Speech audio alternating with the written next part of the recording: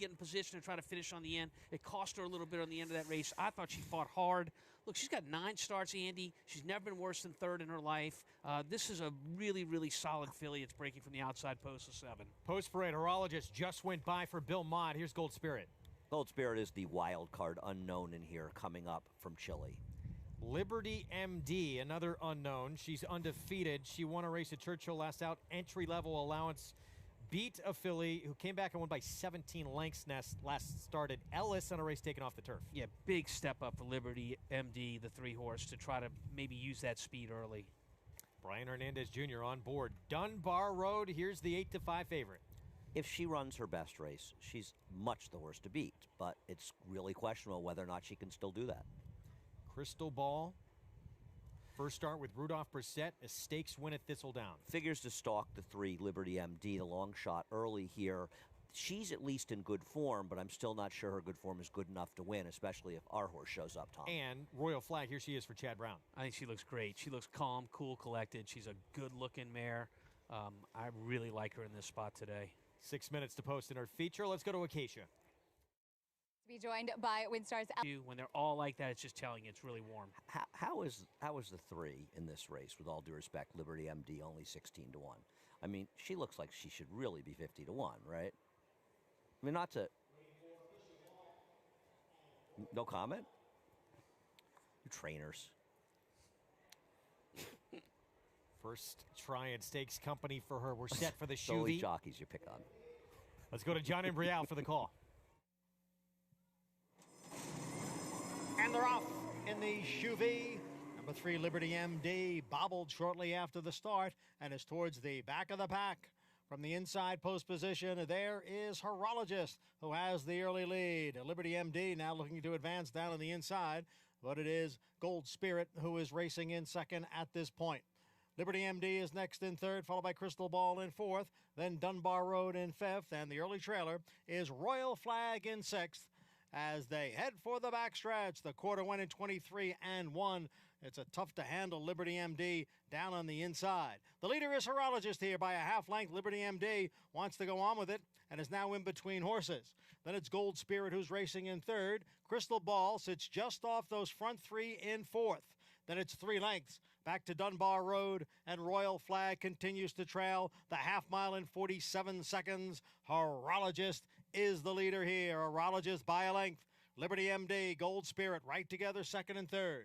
With Crystal Ball in 4th, and now moving up on the outside. It's 3.5 lengths back to the 2 trailers, Dunbar Road and Royal Flag, and the field is midway around the far turn. It is Horologist by 3/4 of a length. Gold Spirit is running in 2nd. Crystal Ball is 3rd. Dunbar Road is now advancing, and that move is followed by Royal Flag as they hit the top of the stretch, 3/4 in 1:11. Horologist being asked for more. Here is Gold Spirit now up to challenge. Crystal Ball is there, and on the outside it is Dunbar Road. Way out in the middle of the track is Royal Flag, so there's 5 of them across with a 16th to the finish. It is Horologist. Here's Crystal Ball. Far outside, Royal Flag kicking in late. Royal Flag got there. A last to first winner of the Grade 3 Shuvee.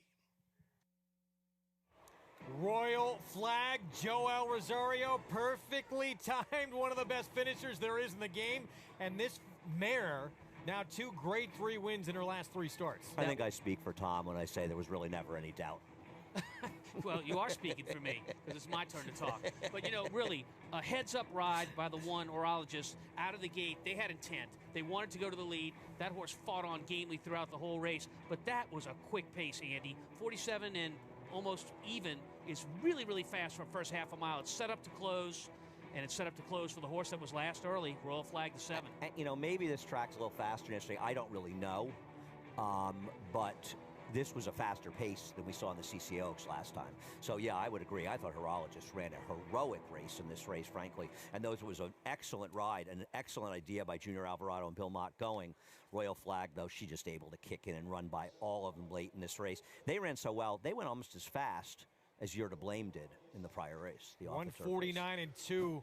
Final time, guys, for the mile and an eighth.